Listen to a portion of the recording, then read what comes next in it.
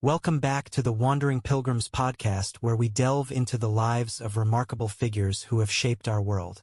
Today we're journeying back to the 17th century to explore the life of a man whose courage, conviction, and contributions left an indelible mark on religious history, Benjamin Keach.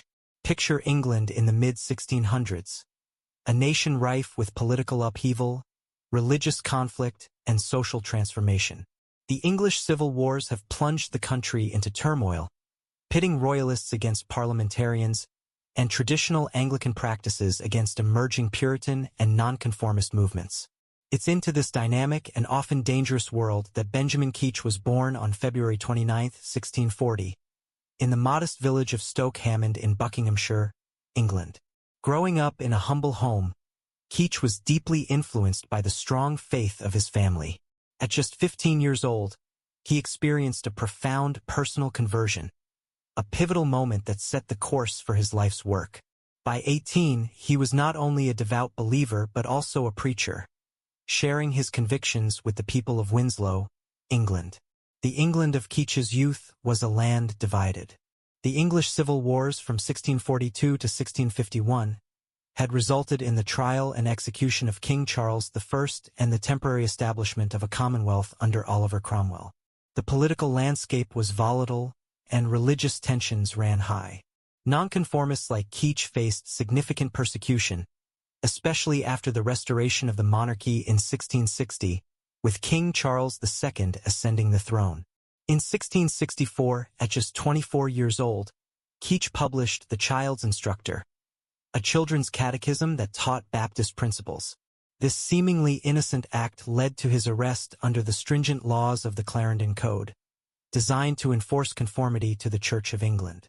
He faced imprisonment and the humiliation of the pillory, a punishment where offenders were publicly displayed in stocks. But adversity only strengthened Keach's resolve. Standing in the pillory, he didn't cower. Instead, he used the opportunity to preach to the crowds, turning his punishment into a platform. His defiance showcased his unwavering commitment to his beliefs and his courage in the face of oppression. To better understand the enormity of Keach's courage, it's essential to grasp the broader context of his times. Across Europe, the 17th century was marked by significant events. The 30 Years' War from 1618 to 1648 was a devastating conflict that ravaged Central Europe, rooted in religious tensions between Catholics and Protestants, ending with the Peace of Westphalia and reshaping the political landscape. The scientific revolution. Figures like Galileo Galilei and René Descartes were challenging traditional thought, paving the way for modern science and influencing intellectual discourse. The rise of absolute monarchies. In France, King Louis XIV, the Sun King, ruled with absolute power, impacting European politics and culture. In England, the Great Plague of 1665 and the Great Fire of London in 1666 had profound social and economic impacts. Amidst these events, Keach and his fellow nonconformists were navigating a society that was hostile to their beliefs. In 1668, seeking greater freedom to practice and preach, Keach moved to London, then a bustling metropolis recovering from the Great Fire. There, he became the pastor of a small congregation at Horselydown in Southwark. This move marked a significant turning point. Immersed in the energy of the city and surrounded by like-minded individuals, Keach's theological views evolved, adopting strong Calvinist convictions that would influence his ministry. The world beyond England was also in flux. The Dutch Golden Age was in full swing, with advances in trade, science, and the arts. In China, the Qing dynasty had been established in 1644, expanding the empire's borders. The global stage was set for significant change, and ideas were crossing borders more rapidly than ever before. One of Keach's most lasting contributions was his introduction of congregational hymn singing into Baptist worship. At the time, this was revolutionary and sparked intense debates among Baptists, who traditionally favored psalmody or no singing at all during services.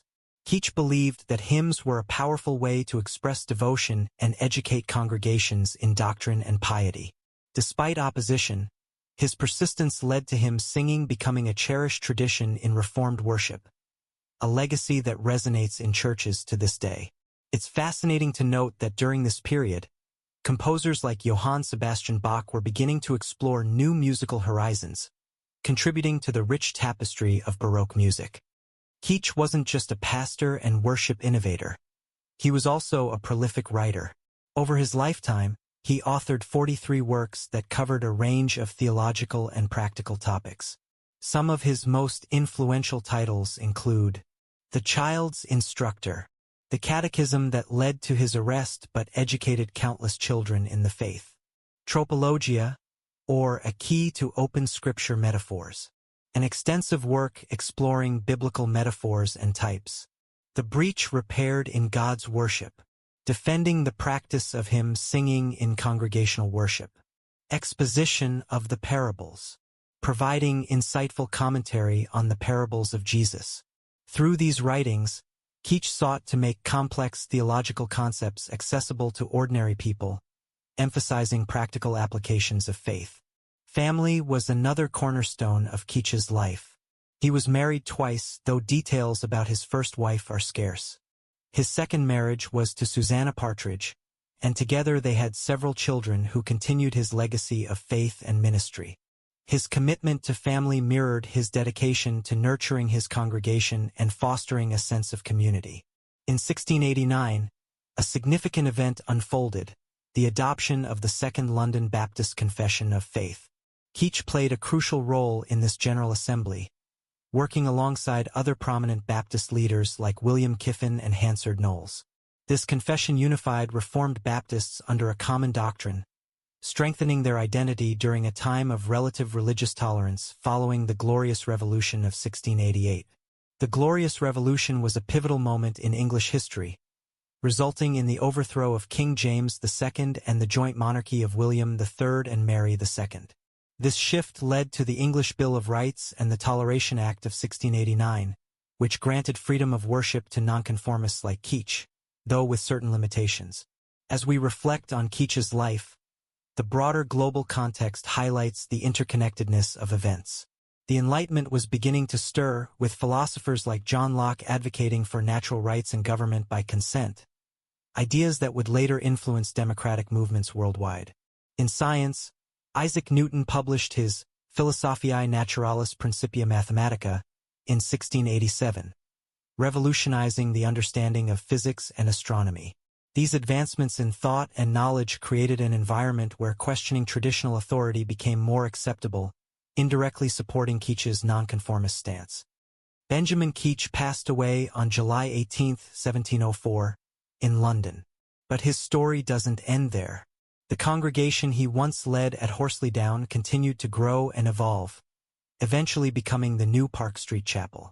In the 19th century, this chapel was pastored by Charles Haddon Spurgeon, one of the most influential preachers in Christian history. Spurgeon's ministry reached millions and was, in part, built upon the foundations laid by Keach. Keach's life is a testament to the power of conviction and the enduring impact one person can have on future generations. His introduction of congregational hymn singing enriched the spiritual lives of countless believers and transformed worship practices. His writings equipped ordinary people with theological knowledge and encouraged personal engagement with Scripture. Moreover, his steadfastness in the face of persecution inspired others to stand firm in their convictions.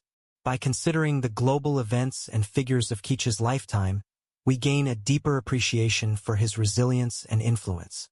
He lived during a time of great change, the rise and fall of empires, the birth of new ideas in science and philosophy, and significant shifts in religious thought. His ability to adapt, innovate, and lead amidst such a turbulent backdrop underscores the remarkable nature of his contributions. Thank you for joining us on this journey through the life of Benjamin Keach and the world he inhabited. His story reminds us that steadfast faith and courageous action can leave a legacy that transcends time and place. If you enjoyed this episode of the Wandering Pilgrims podcast, please subscribe and share it with others who appreciate the rich tapestry of history. And if you would like to help us create more like it, please consider supporting our efforts through Buy Me a Coffee, Patreon, and our shop. You can also find other resources and graphics about Benjamin Keach and others we cover here on our podcast, on our website, and our Instagram and Facebook pages. You can find all of those links in the description.